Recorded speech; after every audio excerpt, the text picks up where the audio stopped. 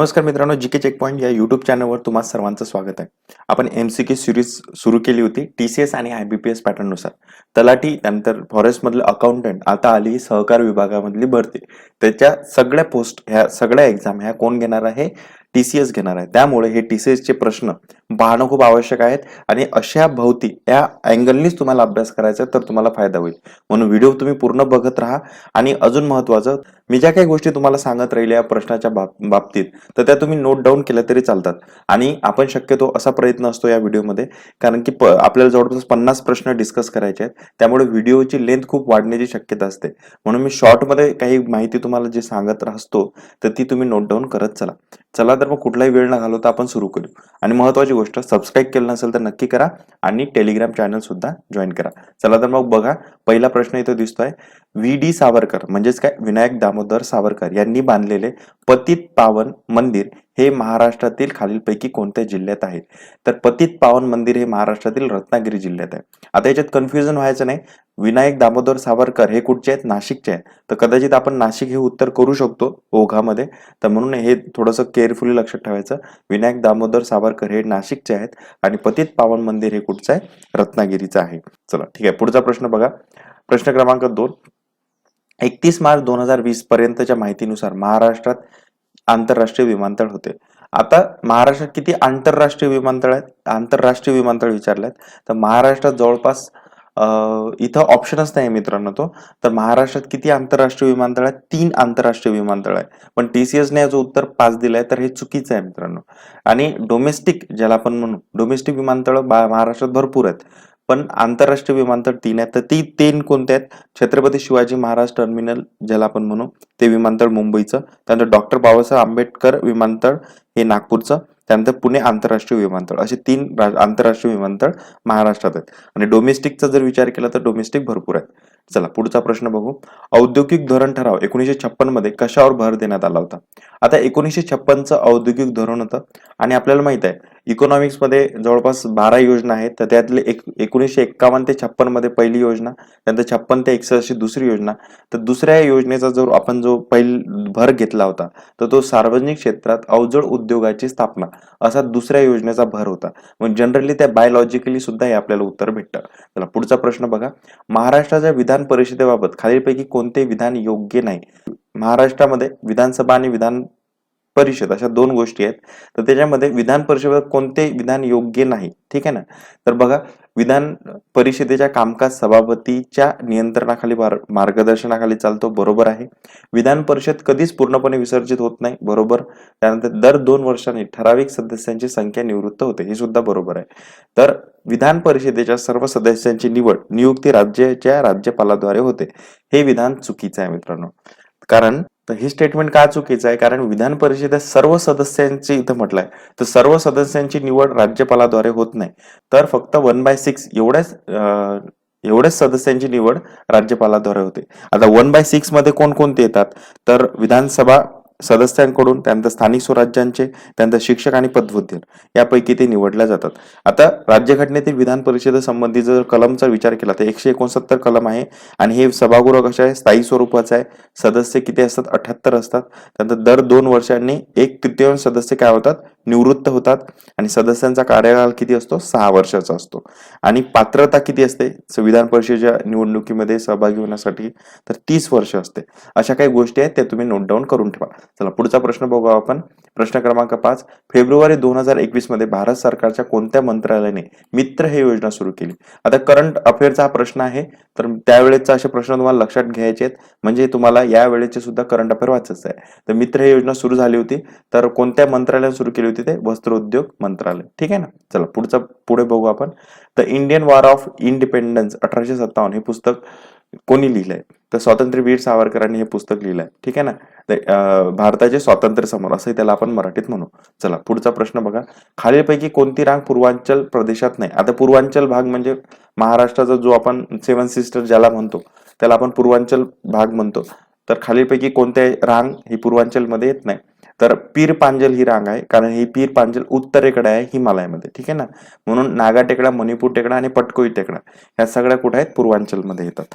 आता अशा रांगा तुम्हाला थोडंसं फिजिकल बॅकग्राऊंड लक्षात ठेवणं थोडंसं आवश्यक असतं. आता बघा, मेघालयाचा जर विचार केला आपण, इकडे पूर्वांचल रांगांचा जर विचार केला तर मेघालय येतात, त्याच्यामध्ये अरुणाचल प्रदेश येतो, नागालँड येतो, मणिपूर येतो, त्यानंतर मिझोराम येतो. आता मेघालयमधला गारो, खासी, जैंतिया ह्या 3 टेकड्या तुम्हाला लक्षात ठेवणं आवश्यक आहे. त्यानंतर अरुणाचल प्रदेशमध्ये मिश्मी, अभोर, डाफला ह्या डोंगर रांगा येतात. त्यानंतर नागालँडमध्ये पटकोई डोंगर, त्यानंतर नागा टेकड्या, ठीक आहे ना. आणि मणिपूरमध्ये मणिपूर डोंगर आणि मिझोराममध्ये मिझोराम नागा, असं लक्षात ठेवायचं आहे. आणि हे जी पीर पांजल आहे हे कुठे येते, तर हिमालयामध्ये येतं. चला पुढचा प्रश्न बघा. प्रश्न क्रमांक 8. चौसाच्या लढाई शेरशाह सुरीने हुमायूनचा पराभव कोणत्या वर्षी केला? 1539. आता बघा, हे ज्या शेरशहाच्या सुरी आहे, त्यानंतर हुमायून आहे किंवा पानिपतच्या 3 लढाया आहेत, ह्या ज्या प्रमुख प्रमुख इतिहासातील लढाया होऊन गेल्या ना, तर त्याची इयर तुम्हाला लक्षात ठेवणं, सोबत त्याचं प्लेस म्हणजे कोणत्या ठिकाणी ते झाले, आणि अजून महत्वाची गोष्ट, कोणाकोणामध्ये ते युद्ध झालं, अशा 3 ते 4 गोष्टी तुम्हाला लक्षात ठेवणं आवश्यक आहे. तुमचे प्रश्न सहज इझिली सॉल्व्ह होतील. चला पुढचा प्रश्न बघा. लोसर हे खालीलपैकी कोणाद्वारे नवीन वर्ष म्हणून साजरे केले जाते? तर लोसर हा एक महोत्सव आहे, आणि मी तुम्हाला ऑलरेडी सांगितलंय, आपले जे विश्लेषणाचे व्हिडिओ होते त्याच्यामध्ये मी तुम्हाला सगळं विश्लेषण केलंय की महोत्सव, उत्सव याच्यावर बरेच वेळा प्रश्न आले. तर हा कोणाचा उत्सव आहे? तर तिबेटियन बुद्ध, ठीक आहे ना. चला पुढचा प्रश्न बघा. स्वतंत्र भारताचे पहिले भारतीय गव्हर्नर जनरल कोण होते? तर स्वतंत्र भारताचे पहिले भारतीय गव्हर्नर जनरल कोण होते? चक्रवर्ती राजा गोपालाचारी. आता याच्यामध्ये तुम्हाला 2 गोष्टी तुम्हाला लक्षात ठेवायच्या आहेत, की भारताचे शेवटचे गव्हर्नर जनरल कोण होते? तर कोण होते ते? लॉर्ड माउंटबॅटन, ठीक आहे. भारताचे म्हणजे स्वतंत्र भारताचे पहिले ब्रिटिश गव्हर्नर जनरल कोण होते? तर कोण होते? Lord Mountbatten. आता भारताचे म्हणजे स्वतंत्र भारताचे पहिले भारतीय गव्हर्नर जनरल कोण होते? तर ते कोण होते? चक्रवर्ती राजा गोपालाचारी. आणि यांच्यावर बऱ्याच परीक्षेत ऍज इट इज प्रश्न विचारलेले आहेत, म्हणून महत्वाचा आहे. चला पुढचा प्रश्न बघू आपण. खालीलपैकी कोणते राज्य स्थलांतरित शेतीला बेवार असं म्हणतात? आता हे शब्द महत्वाचे आहेत. तुम्हाला जेवढ्या भारतामध्ये स्थलांतरित शेती आहे आणि प्रत्येक राज्यामध्ये स्थलांतरित शेतीला वेगवेगळे नावं आहेत, तर ती नावं तुम्हाला लक्षात ठेवणं आवश्यक आहे. जसं की इथं बेवार आहे, तर बेवार हे कोणत्या राज्यात म्हटलं जाते? तर मध्य प्रदेशमध्ये बेवार असं म्हटलं जातं. आता बाकीचे जे काही स्थलांतरित शेती आहे त्याची लिस्ट तुम्हाला पाठ करणं आवश्यक आहे. जमलंच तर ते लिस्ट पूर्ण मी आपल्या ग्रुपवर शेअर करून देईल, तर म्हणून तुम्ही टेलिग्राम चॅनल नक्की जॉईन करा. चला पुढचा प्रश्न बघा. महाराष्ट्रातील कोणत्या जिल्ह्यात ग्राफाईट आढळते? आता परत खनिजे आणि त्यांचे सोर्स किंवा त्यांचं ठिकाण हे खूप महत्वाचे आहेत. म्हणून महाराष्ट्रातील प्रत्येक जिल्ह्यामध्ये कोणकोणते खनिज विशेष आहेत, किंवा आपले जे महाराष्ट्रातील जास्तीत जास्त आपल्याला खनिजे सापडतात, तर ते खनिजे कोणत्या जिल्ह्यातून येतात याच्यावर बरेच प्रश्न आहेत. जसं की उदाहरण घेतलं आपण, लोह खनिज कोणकोणत्या जिल्ह्यात सापडते आपल्याला? नागपूर झाला, गोंदिया झाला, चंद्रपूर झाला, सिंधुदुर्ग, गडचिरोली. त्यानंतर सगळ्यात महत्वाचं बॉक्साईट हा शक्यतो कोकणमध्ये सापडतो, आणि त्यातले 4 प्रमुख जिल्हे आहेत. कोणते आहेत ते? रायगड, रत्नागिरी, सिंधुदुर्ग आणि कोल्हापूर. चुनखडीचा जर विचार केला तर नागपूर, चंद्रपूर, यवतमाळ. तर दगडी कोळसा नागपूर, यवतमाळ, चंद्रपूर, अशा पद्धतीचे काही खनिज आहेत ते तुम्हाला पाठ ठेवणं आवश्यक आहेत. तर ती लिस्ट सुद्धा मी आपल्या ग्रुपवर शेअर करेल, म्हणून तुम्ही नक्की जॉईन करा. चला पुढचा प्रश्न बघा. महाराष्ट्रातील पोलीस प्रशासनाबाबत खालीलपैकी कोणते विधान योग्य आहे? तर प्रत्येक जिल्हा मुख्यालयावर एक पोलीस अधीक्षक, सुप्रिटेंडंट ऑफ पोलीस ज्याला आपण SP म्हणतो, तो असतो. बरोबर आहे हे वाक्य. जिल्ह्यातील शांतता व सुव्यवस्था राखण्यासाठी ते जिल्हाधिकाऱ्यांना मदत करतात, हे सुद्धा बरोबर आहे. मग दोन्ही स्टेटमेंट आपले काय आहेत? बरोबर आहे. चला नेक्स्ट बघू आपण. प्रश्न 14. महाराष्ट्राच्या 2020-21च्या आर्थिक सर्वेक्षणानुसार, आपण जेव्हा अनालिसिस केलं होतं इकॉनॉमिक्स या विषयाचं, तेव्हा म्हटलं होतं आर्थिक सर्वेक्षणावर खूप सारे प्रश्न आले आहेत आणि आर्थिक सर्वेक्षण तुम्हाला वाचायचं आहे. तर हा प्रश्न बघून घेऊ. अर्थव्यवस्थेच्या प्रमुख क्षेत्रामध्ये हे एकमेव क्षेत्र होते ज्याने 2020-21 मध्ये GSVA मध्ये सकारात्मक योगदान दिले. करंट अफेअरचा प्रश्न आहे, तर याचं उत्तर कृषी आणि संलग्न व्यवसाय असं म्हणू. चला पुढचा प्रश्न बघा. खालीलपैकी कोण महाराष्ट्र भूषण पुरस्कर्ता नाहीये? तर ऑप्शन दिलेले आहेत, याच्यातलं ओळखायचं. महाराष्ट्र भूषण कोणाला मिळालं नाही? तर सचिन तेंडुलकरला महाराष्ट्र भूषण, तसेच भारतरत्न मिळालाय. लता मंगेशकर महाराष्ट्र भूषण, भारतरत्न. रतन टाटा महाराष्ट्र भूषण, भारतरत्न दोन्ही मिळाले आहेत. फक्त श्रेया घोषालला असं काही मिळालेलं नाहीये. चला पुढचा प्रश्न बघू आपण. निक्की प्रधान खालीपैकी कोणत्या खेळाशी संबंधित आहे? करंट अफेअरचा प्रश्न आहे. आता करंट अफेअरचा प्रश्न जेव्हा असतो आणि खेळाच्या संबंधित जेव्हा आपण अभ्यास करायचा असतो, तर खेळाच्या संबंधित आपल्याला असाच अभ्यास करायचा आहे.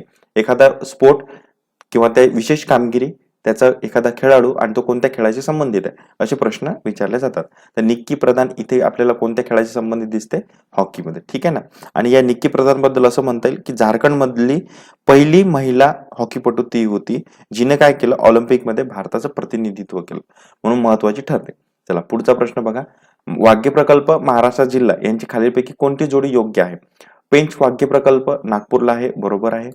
बोर वाघ्य प्रकल्प वर्ध्याला, हे सुद्धा बरोबर. दोन्ही स्टेटमेंट बरोबर आहे.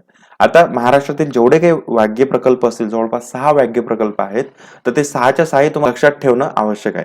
तर ते कसे लक्षात ठेवायचे, तर मी तुम्हाला फटफट सांगतो, ते नोट डाऊन करा.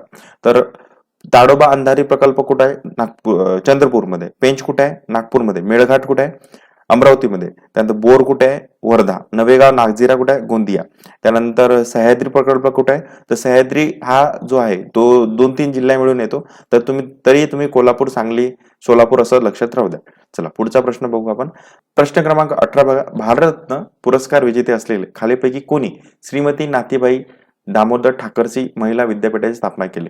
तर त्याचं उत्तर काय? Doctor D.K. कर्वे, महर्षी कर्वे ज्यांना आपण म्हणतो. तर हे कुठं आहे? SNDT विद्यापीठ त्याला असं सध्या म्हणतात, मुंबईमध्ये आहे. 1916 मध्ये याची स्थापना झाली होती आणि जपानच्या धर्तीवर याची स्थापना झालेली आहे. ठीक आहे ना. चला आता यांना भारतरत्न मिळालेला आहे. चला पुढचा प्रश्न बघा आपण. 21 एप्रिल 1526 रोजी बाबर आणि इब्राहिम लोदी यांच्या दरम्यान लढाई झाली. तर यांच्या दरम्यान कुठे लढाई झाली होती? पानिपत. ही पहिली पानिपतची लढाई होती मित्रांनो. आता बघा इथं 3 गोष्टी तुम्हाला भेटतात. कधी झाली लढाई? 1526 मध्ये. कोणाकोणात झाली? बाबर आणि इब्राहिम लोदी. तर याच्यामध्ये बाबर जिंकला होता आणि कुठे झाली? पानिपतमध्ये. ठीक आहे ना. अशा 3 गोष्टी आपल्याला भेटतात, नोट डाऊन करून घ्या. चला पुढचा प्रश्न बघा. असा मी या मराठी पुस्तकाचे लेखक खालीपैकी कोण आहेत? असा मी कोण लिहिलाय? पु ल देशपांडे यांनी लिहिलंय. पुरुषोत्तम लक्ष्मण देशपांडे. आता हे जे काही मी तुम्हाला ऑलरेडी बऱ्याच वेळा सांगितलंय की जे काही फेमस पर्सनॅलिटी महाराष्ट्रात आहेत, त्यांची माहिती, बेसिक माहिती तुम्हाला माहिती असणं आवश्यक आहे. त्यांची पुस्तकं, त्यांचे जन्मस्थान आणि त्यांना मिळालेले पुरस्कार. ठीक आहे. तर हे पु ल देशपांडे असं व्यक्तिमत्व आहे की ज्यांना पहिला महाराष्ट्र भूषण हा पुरस्कार मिळाला होता आणि तो कधी मिळाला होता? 1996 मध्ये. आणि तेव्हाच पासून महाराष्ट्र भूषण पुरस्काराची सुरुवात झाली होती, म्हणून हे व्यक्ती महत्वाचे आहेत. आता रिसेंटली महाराष्ट्र भूषण पुरस्कार कोणाला मिळालाय? आप्पासाहेब धर्माधिकारी. ठीक आहे ना, 2022चा. चला पुढचा प्रश्न बघू आपण. खालीलपैकी कोणत्या घटना दुरुस्तीने मंत्री परिषदेचे संख्याबळ लोकसभेच्या एकूण सदस्याच्या 15% पेक्षा जास्त नसावे असे मर्यादित केले आहे? तर ती कोणती घटना दुरुस्ती आहे? 91वी घटना दुरुस्ती. आता घटना दुरुस्ती, काही महत्वाच्या घटना दुरुस्ती असतात, त्या तुम्हाला बघणं आवश्यक असतात. ठीक आहे ना. तर म्हणून ते तुम्हाला बघून ठेवायच्या आहेत. तर ही घटना दुरुस्ती आहे. आता या घटना दुरुस्तीबद्दल आपल्याला थोडक्यात आपण बघूयात. तर केंद्रीय मंत्रिमंडळातील जे असतात, पंतप्रधानासह मंत्र्यांची संख्या एकूण सदस्य संख्येच्या 15% पेक्षा अधिक असू शकत नाही. ठीक आहे. त्यानंतर जेव्हा आपण राज्य विधिमंडळाचा विचार करतो, तर राज्य विधिमंडळामध्ये सुद्धा मंत्र्यांची ही संख्या मुख्यमंत्र्यासहित 15% पेक्षा अधिक असू शकत नाही किंवा 12 पेक्षा अधिक ती असणार नाही, असं ते नियम आहेत. चला पुढचा बघा प्रश्न. अश्वघोषाच्या बुद्धचरित ची भाषा कोणती आहे? अश्वघोषाने कोणता ग्रंथ लिहिलाय? बुद्धचरित. तर बुद्धचरितची भाषा कोणती आहे? संस्कृत. ठीक आहे. चला पुढचा प्रश्न बघा. प्रश्न 23. महाराष्ट्रातील कोणत्या जिल्ह्यात मेळघाट वाघ्य प्रकल्प स्थित आहे? आपण ऑलरेडी, मी जेव्हा वाघेर प्रकल्प डिस्कस करायचे होते तेव्हा मी ही गोष्ट तुम्ही नोट डाऊन केलीच आहे. तर हे कुठे आहे? अमरावती. आणि बाकीचे इतर वाघ्य प्रकल्प मी पुन्हा रिपीट करतो. जसं की पेंच कुठे आहे? नागपूरला आहे. त्यानंतर बोर कुठे आहे? वर्ध्याला आहे. त्यानंतर नवेगाव नागझिरा कुठे आहे? गोंदियाला आहे. त्यानंतर पेंच कुठे आहे? नागपूरला आहे. त्यानंतर मेळघाट इथे बघितला. सह्याद्री कुठे आहे? कोल्हापूर आणि सांगली, सोलापूर. असे ती कॉर्नरला सगळ्या तिन्ही जिल्ह्या म्हणून ते आहे. चला पुढचा प्रश्न बघा. भारताच्या 2011च्या जनगणनेनुसार 2001 ते 2011 या कालावधीत महाराष्ट्रातील कामकाजाच्या वयातील 15 ते 59 वर्ष वयोगटातील लोकसंख्येमध्ये किती टक्क्यांनी वाढ झाली? तर लोकसंख्ये रिलेटेड प्रश्न आहे, तर तुम्हाला तो वाचायचा. 4.1% असं गुणांची वाढ झाली. पुढचा प्रश्न बघा. खालीलपैकी कोणते प्रकरण मुंबई उच्च न्यायालयाच्या अधिकार क्षेत्रात येत नाही? आता मुंबई उच्च न्यायालय याची स्थापना कधी झाली होती? 1862 मध्ये. ठीक आहे. तर 1862 मध्ये स्थापना झाल्यानंतर मुंबईचं उच्च न्यायालयाचं कार्यक्षेत्र कोणतं आहे? दमन, दीव, दादरा नगर हवेली, त्यानंतर गोवा आणि मुंबई असे 3 कार्यालय त्याचं अधिकार क्षेत्रात येतात. तर अजून आपण काय म्हणू, ठिकाण कुठे आहे त्याचं, मुंबई आहे, मेन मेन मुख्यालय ज्याला आपण म्हणू. आणि याची खंडपीठ सुद्धा आहेत. तर खंडपीठ किती आहेत, 3 खंडपीठ आहेत. कुठं कुठं आहेत, एक औरंगाबाद आहे, दुसरं पणजी आहे आणि कुठं आहे अजून एक नागपूर आहे. तर म्हणून याच्यापैकी ऑड आपल्याला नाही असं विचारलं तर कोणतं उत्तर भेटतंय, गुजरात. चला पुढचा प्रश्न बघा. खालीपैकी कोणी तबकत ए नासिरी लिहिलंय, तबकत ए नासिरी कोण लिहिलंय, मिनाज ई सिराज जुज्जानी. आता हे मुघलांच्या संबंधित काही गोष्टी आहेत. तर मुघलांची काही थोडेसे तुम्ही बेसिक प्रश्न आहेत, तर ते तुम्ही प्रश्न वाचणं आवश्यक आहे, पुस्तकं वगैरे. तर त्याच्यावरून हा तुम्हाला प्रश्न सुटेल. चला पुढचा प्रश्न बघू. खालीपैकी कोणते अर्थव्यवस्थेचा सेवा क्षेत्राशी संबंधित आहे. तर सेवा क्षेत्राशी संबंधित खालीपैकी कोणता आहे, व्यापार. आता आपल्याला माहित आहे अर्थव्यवस्थेचे प्रमुख किंवा बेसिक 3 क्षेत्र असतात. एक असते प्राथमिक, त्यानंतर द्वितीय, तृतीय आणि त्यानंतर मग आपण एक चतुर्थ, त्यानंतर एक पंचम क्षेत्र, असे 5 क्षेत्र आपण कन्सिडर करू शकतो. तर बेसिक आपण शक्यतो तीनचा जास्त विचार करतो. तर ते पहिलं आहे प्राथमिक क्षेत्र. प्राथमिक क्षेत्र म्हणजे काय, जे नैसर्गिक संसाधने असतात त्याला आपण प्राथमिक क्षेत्र म्हणतो. जसं की उदाहरण झालं शेती आहे, बांधकाम क्षेत्र आहे, त्यानंतर मत्स्यपालन आहे, पशुपालन आहे. त्यानंतर जे द्वितीय क्षेत्र येतं, द्वितीय क्षेत्रामध्ये आपण काय म्हणू की प्राथमिक क्षेत्रावर डिपेंड असलेले व्यवसाय. म्हणजेच काय की लोह पोलाद उद्योग झाला, कापड उद्योग झाला, बांधकाम क्षेत्र पण त्याच्यामध्येच येईल. ठीक आहे. त्यानंतर तृतीय क्षेत्राचा जर विचार केला तर त्याच्यामध्ये काय की ज्याच्यामध्ये सेवा प्रोव्हाइड केल्या जाते असे क्षेत्र, जसं की मग बँकिंग झाला, व्यापार झाला, शिक्षण झालं, त्यानंतर औषध, पर्यटन इत्यादी. ठीक आहे ना, असे आपल्याला क्षेत्र दिसतात. चला पुढचा प्रश्न बघू आपण. महाराष्ट्रातील खालीपैकी कोणता जिल्हा कृष्णा खोऱ्यात येतो. तर अहमदनगर, सोलापूर. त्याचं उत्तर काय भेटेल, दोन्ही कृष्णा खोऱ्यात येतात. चला पुढचा प्रश्न बघू आपण. निजाम उल मुल्क असफ जहा खालीपैकी या मुघल सम्राटाच्या दरबारातील सर्वात शक्तिशाली सदस्यापैकी एक होता. तर फारुख सियार. ठीक आहे ना. मुघलांसंबंधी थोडीशी बेसिक माहिती तुम्हाला करायची आहे मित्रांनो. असे प्रश्न तुम्ही मिस करू शकत नाही. पुढचा प्रश्न बघा. भारताच्या 2011च्या जनगणनेनुसार महाराष्ट्रातील कोणत्या जिल्ह्यात युवकांचे प्रमाण कमी असलेले म्हणजे 15 ते 24 वर्ष लोकसंख्या आहे. लोकसंख्येचा प्रश्न आहे, जनगणनेचा प्रश्न आहे. तर असे प्रश्न तुम्हाला करून घ्यायचे. तर याचं उत्तर काय भेटते, सिंधुदुर्ग. चला पुढचा प्रश्न बघू आपण. 2011च्या जनगणनेनुसार भारताच्या लोकसंख्येपैकी जवळजवळ उत्तर प्रदेश राज्याचा वाटा सगळ्यात. आता सगळ्यात जास्त लोकसंख्या उत्तर प्रदेशाची आहे, म्हणून सगळ्यात जास्त लोकसंख्येची टक्केवारी सुद्धा कुठं आपल्याला भेटते, पण ती किती आहे, 16% आपल्याला लक्षात ठेवायची. तर आता इतर राज्यांचं आपण थोडंसं फटकन क्विक मध्ये आपण माहिती करून घेऊ. तर सगळ्यात जास्त आपण जो म्हणू वाटा कोणाचा आहे, उत्तर प्रदेशचा आहे. त्यानंतर नंबर लागतो महाराष्ट्राचा. तर महाराष्ट्राचा नोट डाऊन करून घ्या, 9.28%. किती आहे, 9.28%. त्यानंतर बिहारचा नंबर लागतो, बिहारचा किती आहे, 8.6. आणि सगळ्यात कमी जर विचार केला तर सिक्कीम लागतो, त्यानंतर मिझोरम आणि त्यानंतर अरुणाचल प्रदेश. चला पुढचा प्रश्न बघू आपण. प्रश्न क्रमांक 32. महाराष्ट्रातील किती जिल्ह्यामध्ये जिल्हा परिषद नाहीत. तर पहिले लक्षात घ्या, महाराष्ट्रात 34 जिल्हा परिषद आहेत आणि महाराष्ट्रात जिल्हे किती आहेत, टोटल 36 जिल्हे आहेत. मग उरलेले कोणते, 2. ठीक आहे. आता हे 2 कोणते, तर मुंबई शहर आणि मुंबई उपनगर, हे 2. कारण ते जिल्हे नाहीत, त्याचं 100% नागरीकरण झालेलं आहे. ठीक आहे. चला पुढचा प्रश्न बघा. पद्मा सुब्रमण्यम हे प्रसिद्ध नाव कशाशी संबंधित आहे. तर भरतनाट्यम, आणि मी तुम्हाला सांगितलंय संगीत, डान्स, नृत्य आणि त्याच्या संबंधित जिल्हे आणि त्याच्या संबंधित व्यक्ती, ह्या सगळ्या गोष्टी तुम्हाला करायच्या आहेत. चला पुढचा प्रश्न बघू आपण. भारतीय राज्यघटनेनुसार उच्च न्यायालयाच्या न्यायाधीशाचे निवृत्तीचे वय किती असते. तर किती आहे, भारतीय राज्यघटनेनुसार 62 वर्ष होतं. पहिले सुरुवातीला मित्रांनो 60 वर्ष होतं, त्यानंतर घटना दुरुस्ती झाली आणि घटना दुरुस्तीच्या अनुषंगाने याचं वय किती करण्यात आलं, 62 केलंय. तर आपल्याला सध्या 62 लक्षात ठेवायचं. चला पुढचा प्रश्न बघा आपण. सुवर्णदुर्ग किल्ला महाराष्ट्रातील कोणत्या जिल्ह्यात वसलेला आहे. सुवर्णदुर्ग कुठे आहे, रत्नागिरीमध्ये. कोणी बांधला, शिवाजी महाराजांनी. महाराष्ट्रातील किल्ले शिवाजी महाराज बांधणार, त्यामुळे ते सुवर्णदुर्ग किल्ला आपल्याला दिसतो, रत्नागिरी. चला पुढचा प्रश्न बघा. खालीलपैकी कोणता दिवस भारतात राष्ट्रीय एकता दिवस म्हणून साजरा केला जातो. 31 ऑक्टोबर. हा सुद्धा करंट अफेअरचा प्रश्न आहे. तुम्हाला असे डे सुद्धा लक्षात ठेवायचे की जे आता घोषणा केली किंवा घोषित केले. तर राष्ट्रीय एकता दिवस 31 ऑक्टोबर हा कोणाचा जन्मदिवस म्हणून साजरा केला जातो, सरदार वल्लभभाई पटेल. आणि सरदार वल्लभभाई पटेलांच्या स्मृतीनिमित्तच हा 31 ऑक्टोबर असा दिवस त्यांनी निवडलेला आहे. चला पुढे घ्या.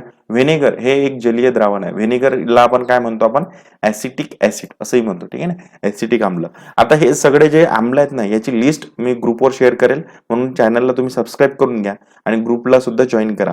आता सगळे जे ऍसिड आहेत त्याची लिस्ट आहे ते मी परत तुम्हाला एक फटफट एकदा सांगतो. तर व्हिनेगरला आपण काय म्हणतो, ऍसिटिक ऍसिड. त्यानंतर जे आपल्याला टार्टेटिक ऍसिड असते ते कशापासून मिळतं? चिंच, आंबा, द्राक्षे. तर टार्टेटिक ऍसिड. त्यानंतर संत्रा आणि लिंबू यांच्यापासून काय कोणतं भेटतं? Citric acid. त्यानंतर गव्हामध्ये कोणतं असते? Glutamic acid. त्यानंतर लोणीमध्ये कोणतं असते? ब्युटेरिक ऍसिड. त्यानंतर केळीमध्ये कोणतं असते? Malic acid. मुंगीमध्ये कोणतं असते? ॲथेनॉइक ऍसिड किंवा त्याला आपण फॉर्मिक ऍसिड असंही म्हणतो. ठीक आहे, दोन्ही शब्द लक्षात राहू द्या. दह्यामध्ये कोणतं असतं? Lactic acid. हे सगळे ऍसिड महत्वाचे आहेत, बऱ्याच परीक्षेला ऍज इट इज विचारतात, म्हणून तुम्ही हे पाठ करून ठेवा. चला पुढचा प्रश्न बघा. हे 2019-20 पासून समूह विकास पद्धतीने महाराष्ट्र राज्यात सेंद्रिय शेतीला चालना देण्यासाठी राबवण्यात येत आहे. तर करंट अफेअरचा प्रश्न आहे. तर डॉक्टर पंजाबराव देशमुख जैविक शेती अभियान असं त्याचं उत्तर आहे. ठीक आहे. तर करंट अफेअरचा प्रश्न तुम्हाला अशा पद्धतीने योजना करायच्या आहेत. चला पुढचा प्रश्न बघा. कोळी ढोर जमातीच्या वसाहती वाडी म्हणून ओळखल्या जातो. ठीक आहे. तर आदिवासी जमाती ह्या गोष्टी तुम्हाला लक्षात ठेवायच्या आहे. त्याचं विशेष महत्व सगळ्या गोष्टी तुम्हाला बघायच्या. चला पुढच्या गोष्टी बघा. खालीपैकी कोणते भारताचे उत्पादन प्रमाणीकरण मानक नाही? तर जे आपण एखादं फूड असतो त्याला आपण मानांकन देतो, आहे की नाही? तर ते मानांकन खालीपैकी जे मानांकन आहेत त्याच्यापैकी कोणतं भारताचं नाही? तर F+F हे भारताचं आहे.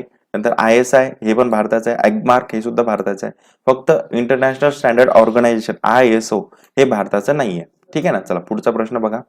महाराष्ट्रातील खालीपैकी कोणत्या जिल्ह्यात राष्ट्रीय स्वयंसेवक RSS ची स्थापना झाली आहे?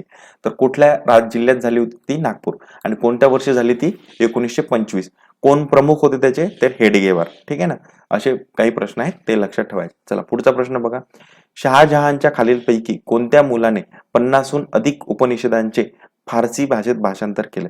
आता शहाजहानचा मुलगा, शहाजहानला बरेच मुलं होते, त्याच्यापैकी दारा शिकोह हा जो होता हा खूप धार्मिक व्यक्ती होता. तर याने काय केलं, त्याला स्पेशली हिंदूंचे जे स्क्रिप्चर होते, वेद झालं, उपनिषद होते, याला खूप इंटरेस्ट होता आणि म्हणून त्याने काय केलं, याचं भाषांतर फारसी भाषेमध्ये केलं. पण नंतर आपल्याला माहित आहे त्याची स्टोरी. औरंगजेबाने दारा शिकोला पकडलं आणि जेलमध्ये डांबून ठेवलं आणि बिचारा तो तिथेच नंतर मरून गेला. चला पुढचा प्रश्न बघा. स्वामी दयानंद सरस्वती यांनी आर्य समाजाची स्थापना कोणत्या वर्षी केली? तर 1875 मध्ये त्यांनी आर्य समाजाची स्थापना केली. आणि कुठं केली? तर मुंबई या ठिकाणी त्यांनी आर्य समाजाची स्थापना केली. ठीक आहे. आणि संस्थापक दयानंद सरस्वतीच होते. चला पुढचा प्रश्न बघू आपण. 44. खालीपैकी कोणते विधान सत्य आहे? भारताच्या 2011च्या जनगणनेनुसार उत्तर प्रदेश नंतर महाराष्ट्रात सर्वाधिक दिव्यांग व्यक्तीची संख्या होती. त्यानंतर महाराष्ट्र शासनाने 26 जानेवारी 2020 पासून सर्व जिल्हा मुख्यालय आणि नगरपालिका क्षेत्रात शिवभोजन योजना सुरू केली. तर हे दोन्ही स्टेटमेंट मित्रांनो बरोबर आहे आणि हे तुम्हाला करंट अफेअरच्या अँगलनी हा प्रश्न तुम्हाला सॉल्व्ह होतो. तर त्यावेळेचा ती घटना असेल म्हणून तसा प्रश्न यांनी तयार केला. तर दोन्ही बरोबर आहेत. चला पुढचा प्रश्न बघा. महाराष्ट्रात किती राष्ट्रीय उद्याने आहेत? तर महाराष्ट्रात 6 राष्ट्रीय उद्याने आहेत. आता ती 6 राष्ट्रीय उद्याने कोणकोणती याची मी नावं तुम्हाला सांगतो, ती नोट डाऊन करून घ्या. तर चांदोली एक म्हणू आपण, जो की मराठवाड्यात येतो, पश्चिम महाराष्ट्र येतो. तर चांदोली हे जे राष्ट्रीय उद्यान हे जवळपास 4 जिल्ह्यां मिळून त्या 4 जिल्ह्यांच्या सीमेवर येतं. सांगली, सातारा, कोल्हापूर, रत्नागिरी. त्यानंतर गुगामल कुठे येतं? अमरावतीमध्ये. त्यानंतर संजय गांधी राष्ट्रीय उद्यान कुठे येते? मुंबई उपनगर व ठाणे. त्यानंतर नवेगाव गोंदियामध्ये. त्यानंतर ताडोबा अंधारी वाघे प्रकल्प हा कुठे येतो? चंद्रपूरमध्ये. त्यानंतर पेंच कुठे येतो? नागपूरमध्ये. असे 6 राष्ट्रीय उद्यान आहेत, तुम्हाला ती लक्षात ठेवायचे. चला पुढचा प्रश्न बघा. राजमाची किल्ला कोणत्या जिल्ह्यात आहे? राजमाची कुठे येतं? पुणे.